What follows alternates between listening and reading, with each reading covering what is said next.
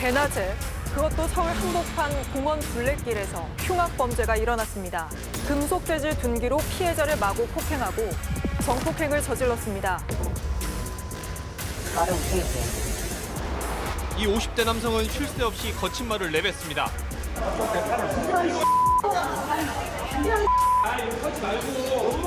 정오쯤 서울 지하철 2호선 합정역으로 진입하던 열차 안에서 한 50대 남성이 승객들을 위협했습니다. 진짜 여기저기서 모방 범죄가 정말 엄청나게 이어지고 있습니다. 예. 그 현상의 시발점이 신림역 흉기 난동 사건이라고 볼 수 있을 것 같고요. 다짜고짜 아무한테나 무차별적으로 흉기를 휘둘러서 한 분이 결국 사망하시고요. 세 분이 이제 중상을 입은 상태이고요. 여태까지 잘못하기 편한데 열심히 살아야 좀 만들더라고. 그리고 이제 2주밖에 안 지난 상태에서 분당 서현역 백화점에서 또 20대 남성 최원종 씨죠. 한 명이 이제 돌아가시고 13명이 이제 중상을 당했죠. 사상자가 4명이나 발생했는데 죄책감 느끼시나요? 네. 지금 병원에 계신 피해자분들은 빨리 회복하셨으면 좋겠고. 근데 예전과 다르게 갑자기 우리 뭐 커뮤니티를 포함해서 막 협박, 살해 막 이런 것들 글이 막 올라오면서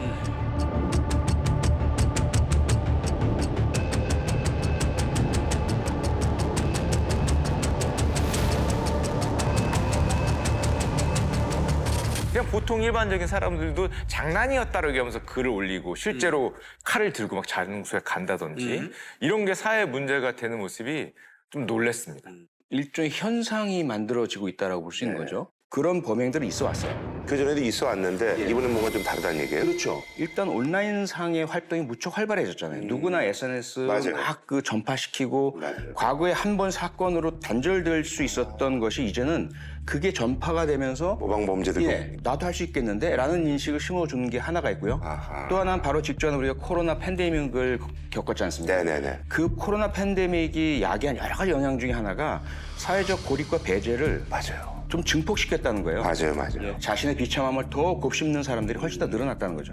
이러한 현상들이 서현역 사건 터지면서 야 이거 계속해서 나겠는데? 라는 우려를 갖게 만들었던 거죠.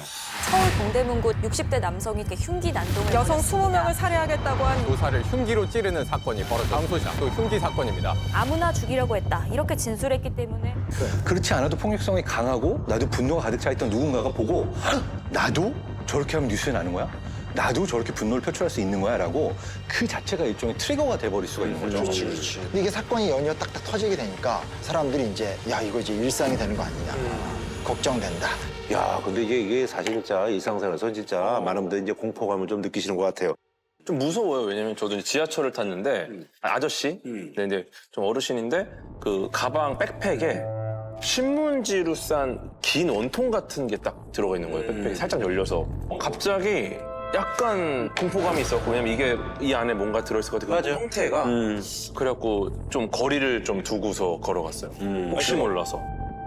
한 PC방에서 30cm 정도 되는 흉기를 우산에 숨긴 채 PC방에 찾아간 60대가 경찰에 붙잡혔습니다. 아이고야 18이네. 아이고 큰일 날 뻔. 오늘 엘리베이터 타는데 자꾸 제 뒤에 누가 있는 것 같은 거예요.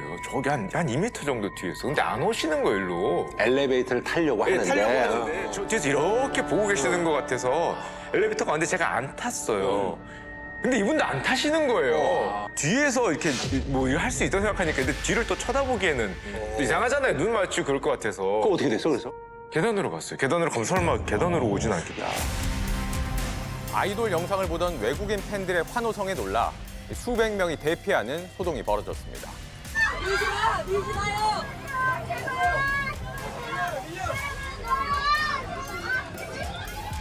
갑자기 한 여성이 비명을 지르니까 또 지하철 내에서 흉기 난동인가 뭔지 모르지만 더 공포스럽잖아요. 그렇죠. 예. 다수가 막 그 탈출하시는 우왕좌왕하시는 이런 상황이 벌어졌는데 상당히 좀 불안이 조장되고 있는 상황이죠. 그러니까 그래서 주말에 저희가 이제 뉴스를 보니까 뭐 경찰 장갑차라든지 뭐 이런 것들 경찰이 이제 뭐 총을 차고 이제 왔다 갔다 한다라든지 뭐 이런 것들이 사실은 특별 치안 활동이라고 이제 경찰에서 이제 뭐 이제 조치를 취했는데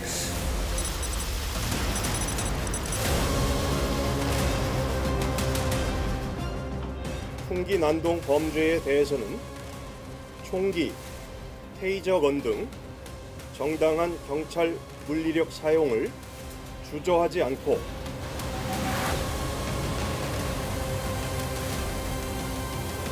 처음 봤죠. 아니 야 무슨 도심에 진짜 저런 게 있어? 특히 옛날에 이제 80년대에 사셨던 어른들 입장에선 과거공에서 군사정권 때 장갑차 들어온 느낌도 나잖아요. 이게 도움이 된다고 보시는 거예요? 두 분은 어떠세요? 이제 응급조치로서의 필요성 분명히 있다고 저는 봐요. 있죠. 그건 있습니다. 예, 분명히 경찰청의 이런 초기 대응은 지나칠 정도로까지 한 것은 좀 잘했다고 봐요. 다만 이걸로 됐다고 생각하면 절대로 안 되죠. 그렇죠. 절대로 안 됩니다. 2000년대 초반, 2010년경부터 이제 한국경찰에서는 이걸 사실 조사를 했어요. 문제가 되는 건 뭐냐면 지금도 언론에서는 소위 묻지마라는 표현을 하고 있습니다. 많이 쓰죠. 애매하면 묻지 마라고. 묻지 마라는 것은 왜 그랬는지 원인 묻지 말라는 거거든요. 물어야지 왜 안 묻습니까?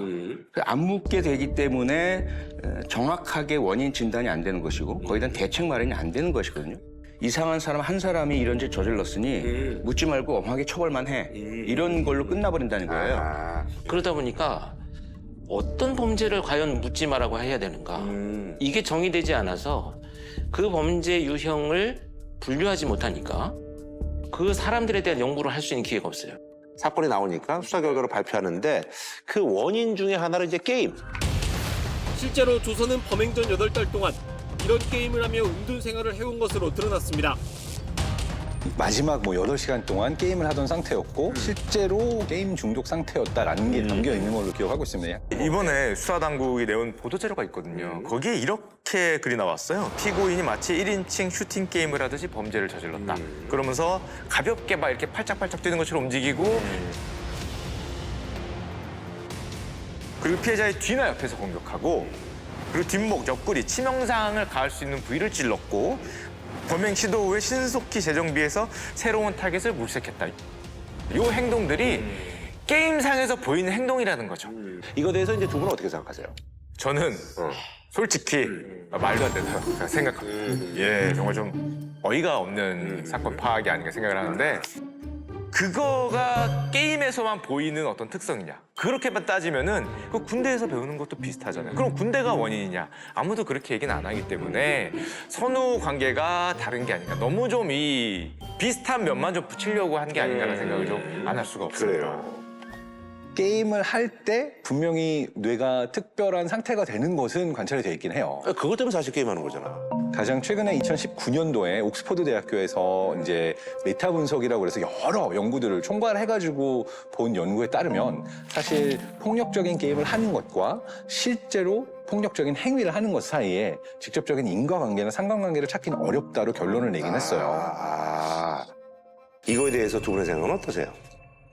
이건 너무 무책임한 게임 원인론은 이미 20년, 30년. 그래, 우리가 프로파일링 초창기 2000년대 초부터 이 문제가 논의가 활발했었거든요. 그때 이미 정리가 된 거예요. 이미? 섣불은 게임 원인론, 영화 원인론 이거 제기해서는 안 된다. 그럼 게임도 영향을 줄 수 있는 어떤 요소일 뿐인데 이렇게 되면 한 가지 핵심적인 문제는 그 개인이 가진 범죄 성향이나 공격성에 대해서 외부의 영향을 받아서 범죄가 저지른 것처럼 된다는 거죠. 이렇게 되면은 범죄의 원인을 찾아가는 데 저는 굉장히 위험한 판단이지 않나. 사실 신림역 사건하고 이제 분당 서현역 사건을 우리가 이제 또 공통적으로 묶는 것은 그 사건의 근본적인 원인은 좀 기저에 좀 비슷한 것들이 좀 있는 거잖아요. 뭐라고 보시는 거예요? 일단 분노죠. 기본적으로는 분노죠.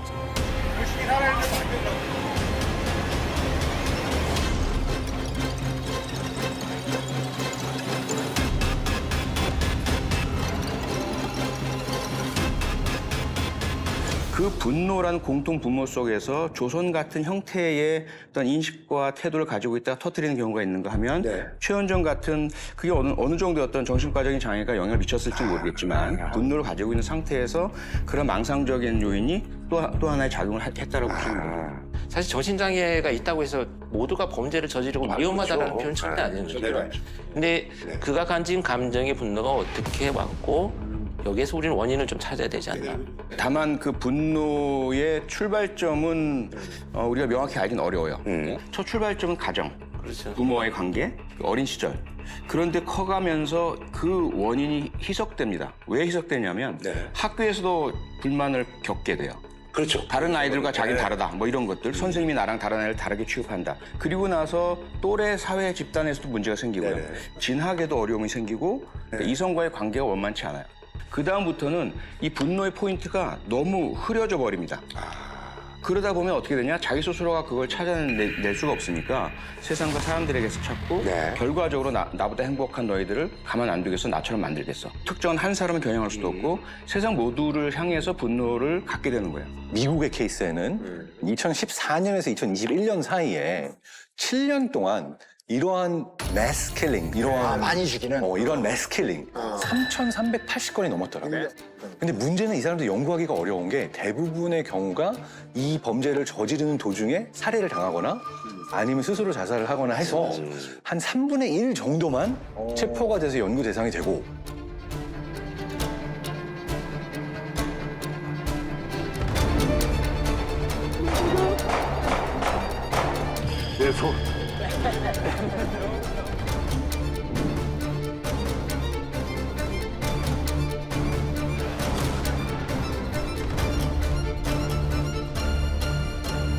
사람들이 어떤 사람들이었는가를 조금 더 자세히 들여다봤어요. 그랬더니 일단 스트레스 레벨이 아주 오랜 기간 지속적으로 높아져 있는 상태. 두 번째는 표현 능력이 떨어져 있는 사람이 많았어요. 그러니까 내가 지금 힘들다. 그런 것도 내가 지금 얘기해야 되는데. 이렇다라고 스스로를 어디에다가 표출하거나 표현할 가능성이 없는 그렇죠. 외로운 케이스죠. 그래서 영어로는 론 월프, 외로운 늑대라고 부르고 일본어에서는 히키코모리라고 약간 부르는 케이스에 해당되는 경우가 많고 결국에는 자기가 스스로 이제 목숨을 끊거나 아니면 뭐 이제 뭐 끝까지 반항하고 이제 저항하다가 총에 맞아서 사살이 되거나 뭐 이런 케이스잖아요. 근데 이제 조선도 마찬가지로 이렇게 사람을 찌르고 난 다음에 보통 우리가 일반적으로 찌르면 도망가야 되는데 그냥 이렇게 가만히 넋놓고 앉아서 뭐 이제 도주행각하고는 좀 다른. 가만히 있었어요. 이런 행동들도 우리가 좀 한번 얘기를 한번 두 분께 좀 듣고 싶거든요. 예. 그러니까 기본적으로 범죄 심리라는 게 범죄 계획을 할 때는 어떻게 내가 성공할 것인가가 반이라고 한다면 나머지 반은 어떻게 해야 내가 안 잡힐 것인가에 집중되거든요. 증거인멸과 도주가 반드시 포함되죠. 그렇죠. 이러한 범행들은 전혀 다릅니다. 범행을 어떻게 할지에 대해서는 철저한 계획이 보여요. 그런데 그 범행 이후에 대해서는 전혀 계획이 없어요. 그 자체가 전 세계적으로 나타나는 거의 공통적인 현상이에요. 최현정 역시 그냥 현장을 이탈해서 가다가 흉기 버리고 어떻게 될지 계획이 없는데 설술 걸어 나간 거예요. 대단히 소극적인 회피 도주 행동인 거죠.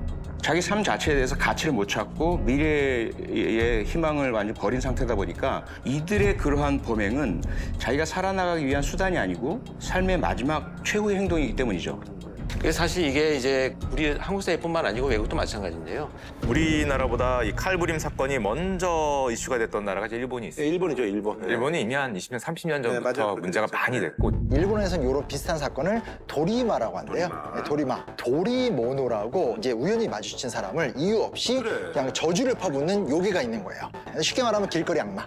도리마. 이제 이게 아키하바라 사건이라고. 아키하바라 혹시 가보신 적 있어요? 옛날에 그 저기 용산에서 못 사는 거 거기 가면 맞아요. 그 아키하바라. 맞아요. 거기 옛날 관광 코스였지. 되게 유명한 관광지였고 진짜 무슨 전자랜드 같은 곳이었고 굉장히 또 사람이 엄청 많은 데지. 엄청 많아요. 2008년 6월 8일 날 이 25살의 가토 도모히로라는 친구가 트럭을 몰고 이제 길을 돌지나가서 이제 사고가 나니까 주변 사람들이 야 이거 큰일 났다 뭐 도와줘야 돼 교통사고인 줄 알고 거기 내려서 칼을 뽑고 주변 사람들 막 공격을 한 거예요. 약간 서현동 사건과 비슷한 부분들이 있네요. 그렇죠.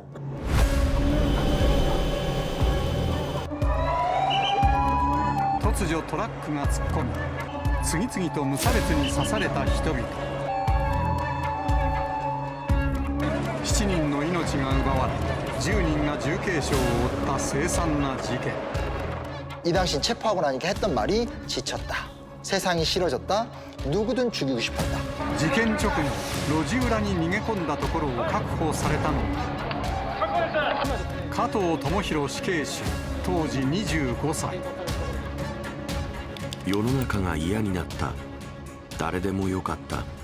温かい家族、恋人、友人。私にはそういったものはありませんので、それらが理不尽に奪われる苦痛を想像することができず歯がゆいのですが。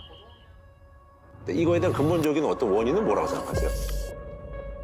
이걸 보면은 사실은 많은 뭐 사회학자나 경제학자들 마찬가지고 지금 경제적으로 보면은 타이밍이 어떤 타이밍이냐, 일본이 그렇게 사회 문제가 불거지기 시작할 때가 일본의 잃어버린 20년, 소위 말해서 저성장, 예, 사회가 그냥 저성장으로 쫙 빠지면서 약간 힘을 잃고 침울해지는 그 시기하고 맞는 경향이 있거든요. 근데 우리나라 올해 성장률을 보면 1.4% 얘기합니다. 1%대로 떨어지고 있어요.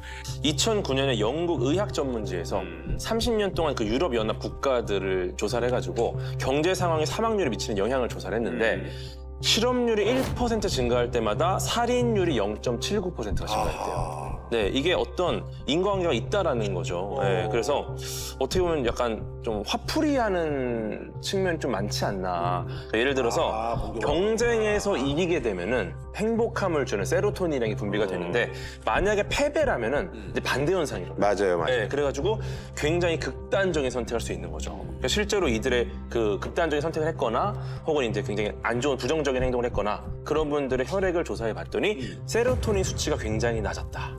네, 즉 정말 행복한 게 없는 거예요. 맞아요. 어쨌든 간에 이제 시기적으로 우리가 일본보다 한 15년, 20년 뒤에 이런 일들이 벌어지는 게 경제적으로 봤을 때는 저성장 국면하고 약간 맞물리는. 그렇죠. 그렇게 되면 어떤 일이 일어나느냐. 이제 김구라 씨가 어렸을 때는 보통 결혼이나 아니면 취업을 몇 살에 하셨나요? 우리 보통 제가 이제 27, 8에 했죠. 27. 네. 요즘에 평균 결혼 연령이 몇 살인지 아세요? 35나 38? 33.4세. 점점 들어. 34세 정도가 되고 있어요. 세계에서 압도적으로 늦게 결혼하고 요즘에 대기업 취업 연령을 보면은 평균이 31세가 넘어갑니다. 32살 가까이 됐어요. 이게 무슨 소리냐면 사회에 들어가는 연령이 점점 더 뒤로 가는 거예요. 진입하는 연령이. 진입하는 연령이. 그 말인즉슨 얘들한테 요구하는 게 점점 더 높아지는 겁니다. 근데 사회가 저성장으로 가면 그 보상이 줄어듭니다. 그러면 이미 나이는 30대 가까이 되고 30대 넘어가고 결정을 해야 돼요. 나를 눈높이를 낮추고 아니면 뭐 그런 다른 어려운 일이라도 할 것이냐 아니면 사회 불만색으로 갈 것이냐 이게 숫자로 나옵니다. 그 비경제 활동 인구라고 있습니다. 실업률에 포함이 안 되는 나는 경제 활동을 할 생각이 없다. 또 흔히 말하는 그냥 쉬고 있다라고 얘기하는 청년층이 지금 거의 50만 명에 육박. 예전에 비해서 청년 숫자가 줄었잖아요. 줄었는데도 이 쉬었다라는 청년층은 훨씬 높은 거예요. 그렇게 되면은 당연히 차세대 불만이 쌓이게 되고 이들이 어떤 행동을 하게 될지가 이제 좀 불안해지는 거죠. 이 세대들의 이 사회 진입을 좀 당겨야 돼요. 그게 결국 뭐냐면 그런 과정들을 겪어가면서 이렇게 나도 힘들지만 나는 그래도 집안에 뭐 나를 믿어주는 사람이 있고 동료가 있고 뭐 친구가 있다면 이걸 극복해 나갈 수 있는 힘이 되는데 네네네, 맞아요. 완벽하게 이제 고립이 되기 시작을 하죠. 여기에서부터 이제 사회적 배제감이 느껴집니다. 이게 제가 굉장히 사회학에서 표현하는 이 사회적 배제감이 중요하다는 의미가 상대적 박탈감은 눈에 보일 때 드러나는 감정들인데 배제감은 어차피 나는 이 사회에서 할 수 있는 기회가 다 박탈되었어. 이렇게 생각하기 때문에 그 유대 관계를 단절을 합니다. 나는 왜 친절해야 되고 왜 우리는 서로 말을 주고받아야 되고 이런 이유가 없잖아. 이유를 못 찾는 거죠. 그렇다면 내가 공격을 했을 때 미안해야 할 이유도 없어요. 범행 왜 하셨습니까? 반성은 안 하십니까? 죄송합니다. 유족들한테 한마디만 해주시죠. 죄송합니다. 죄송합니다 말고 하실 말씀 없으신가요? 너무 힘들어서 저질렀습니다. 그 2000년대 초반에 영국 사회에서 사회적 배제국이라는 부서를 신설하는 거예요. 그런 사람들 중에 일부가 사회를 향해서 결국 복수를 할 수도 있다. 그걸 차단하기 위해서는 사전에 찾아내서 reach out, 찾아가서 사회적인 연결고리를 만들어주는 것이 정부 역할이다. 이런 것들을 발견했거든요. 아니 그래서 이제 그 얘기가 자연스럽게 나오는데 사실 이번에 이제 어쨌든 끔찍했던 사건 두 가지 중에서 하나가 이제 그 최원종이란 사실 이제 그 피해자가 이제 저지른 게 조현병 증세가 좀 약간 있었고 치료를 좀 중단하고 그래서 사실은 이제 혼자 있다가 이렇게 이제 저지른 것이다. 어쨌든 둘 다 공통점은 뭐냐면 국가사회 시스템이 위험성을 감지할 수 있는 사람들이었다. 아무런 이상성 없다가 평상시 그야말로 뭐 보통 사람처럼 살다가 갑자기 예측 못할 행동을 한 것이 아니다란 말이에요. 최원정 같은 경우는 어쨌든 망상의 어떤 양상이 워낙 뚜렷해 보였죠. 아직도 피해자들이 스토킹 집단 조직원이라고 생각하시나요? 제가 조직 스토킹 피해를 당하고 있었는데 간략히 말씀드리자면은 범행 당일날 너무 이 스토킹 집단의 괴롭힘을 당한 거 너무 괴로워가지고 그래가지고 제 집 주변에 있던 사람들을 죽여야겠다고 생각했습니다. 피해자들이 스토킹 집단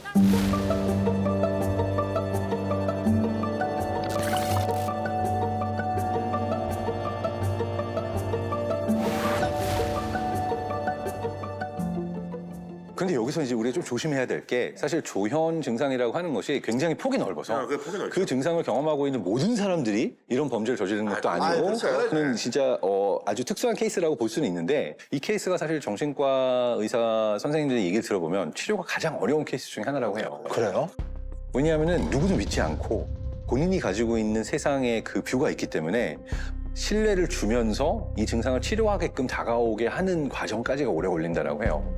그러니까 지속적인 관찰과 지속적인 어떤 관계 맺음이 정신과에서도 그렇고 시스템적으로 좀 필요한데 어떻게 보면 시스템이 이 분들을 관리하거나 아니면 이러한 병증에 대해서 치료를 하는 과정에 있어서 좀 놓친 부분들이 있지 않을까.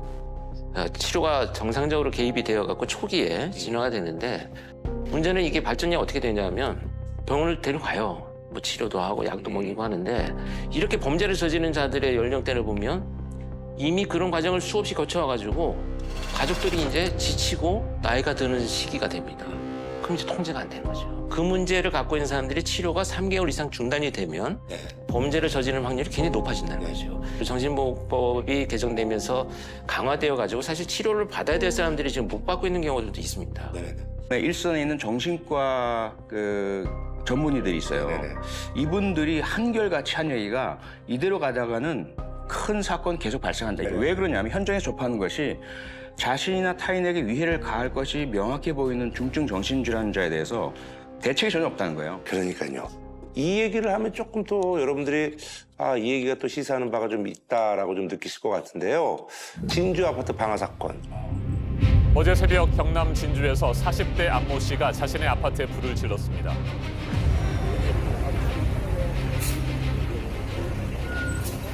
그리고 놀라서 대피하는 이웃 주민들을 향해 흉기를 무차별적으로 휘둘렀습니다. 경찰에 따르면 범인 안 씨는 지난 2010년 조현병 진단을 받았습니다.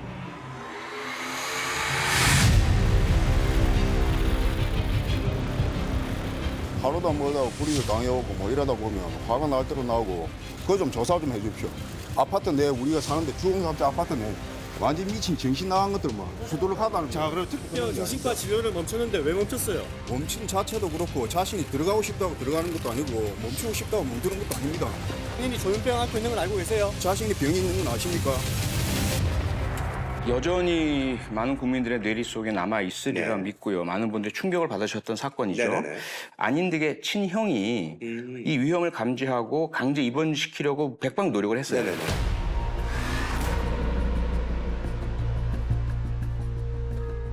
보통 때도 대화가 안 될 정도의 환자입니다. 이 방치되면 안 될 것 같아서 병원에 입원을 시키고 싶은데 관공서 이리저리 뛰어다녀도 결론적으로는 답을 못 내줬다는 거, 답을 안 줬다는 거, 그게 너무 안타깝고 답이 안 옵니다.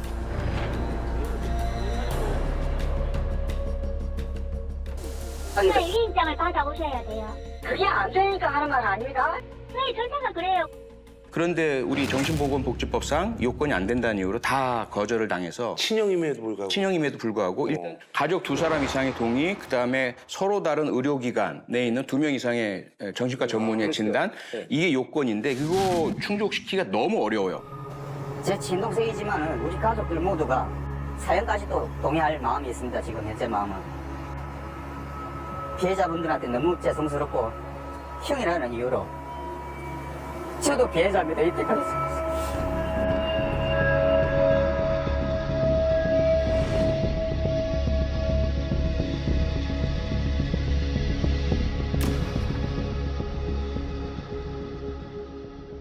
그 피해자가 이제 국가 상대 손해배상 청구 소송을 네.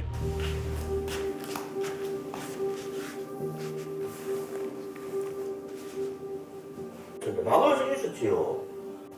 신고를 여덟 건 제가 나온 것만 해줄 뿐이지. 수십 번 해요. 그 사람 말고라도.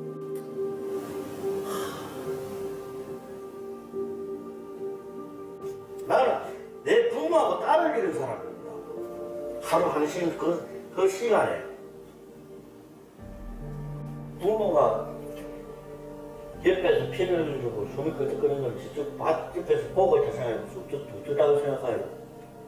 어느 누가 불이 난 줄 알지 어느 누가 거기다서 칼로 두 달을 들고 진짜 서가 있을 줄 알았던데.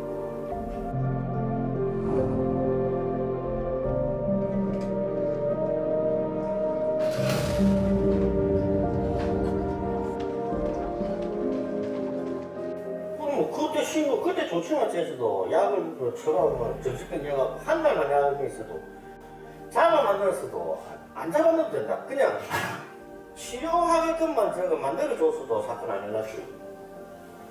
그게 때문에 하는 게요. 제가 좀 편하게 좀 살고 싶다.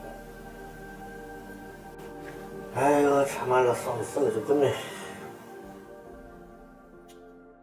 그래서 외국의 사례를 봤더니 호주에서 CTO라는 제도가 있습니다. 커뮤니티, 지역 커뮤니티죠. 커뮤니티에서 트리트먼트, 치료를 하는 오더, 명령 시스템인데 만약에 문제가 생기면 우리 모두를 보호하기 위해서 자, 지역 주민들, 그다음에 경찰, 뭐 정신과 전문의 이런 다양한 전문가들이 모여서 강제 입원을 할 수 있어요.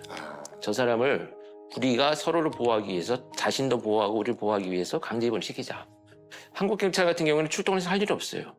일어나지 않은 범죄로 처벌할 수는 없습니다. 지금 일어나고 있는 범죄들은요, 공동체적 대응을 하면 충분히 저는 예방할 수 있는 많은 단서들이 분명히 있습니다. 그리고 쉽게 얘기는 하지만 사실 이게 쉽게 말하면 선진국병이잖아요. 이 심각한 빈부격차라든지 사회에서 어떤 개인들을 챙겨주고 하는 문제가 말은 쉽지만 현실적으로 이게 쉬운 과제가 아니잖아요. 생물학적으로 보게 되면은 인간이 다른 유인원에 비해서 특별한 점이 있습니다. 그 뭐냐면은 침팬지 같은 경우는 아이를 한번 낳잖아요. 다음에 아이를 낳을 수 있으려면 6년에서 8년이 걸려요. 왜냐하면은 이 새끼를 키우는데 얼마나 많은 노력이 들어가요. 그러니까 6년, 8년이 지나야 다시 아이를 낳을 수가 있는 거지 그 전에 이렇게 낳을 수가 없는데 호모사피엔스가 좀 특별한 게 낳자마자 1년, 2년 만에 바로 또 새끼를 가질 수가 있는 거예요. 근데 이렇게 진화할 수 있었던 장점은 인류가 굉장히 빠르게 팽창하면서 전 세계로 퍼져나갈 수 있는 데 도움이 됐는데 이게 가능하려면 한 가지가 꼭 필요한 거예요. 아이를 키우는 거는 한 가족이 혼자 키우는 게 아니라 동네 전체 같이 키운다라고 하잖아요. 부족사회 같은. 그렇죠. 공동체. 공동 육아가 필요한 거예요. 그래서 인류 진화 자체에서 우리가 핵가족화가 되면서 내 새끼만 챙기는 게 정상이 아니라 인간의 경우에는 우리가 이웃도 동네 전체도 서로를 챙겨주는 메커니즘이 있어야 우리가 정상적으로 클 수가 있는 것인데 사실 그러한 어떻게 보면 인류가 진화했던 근본에서 지금의 사회가 벗어나 있다라고도 볼 수가 있다 생각이 들어요.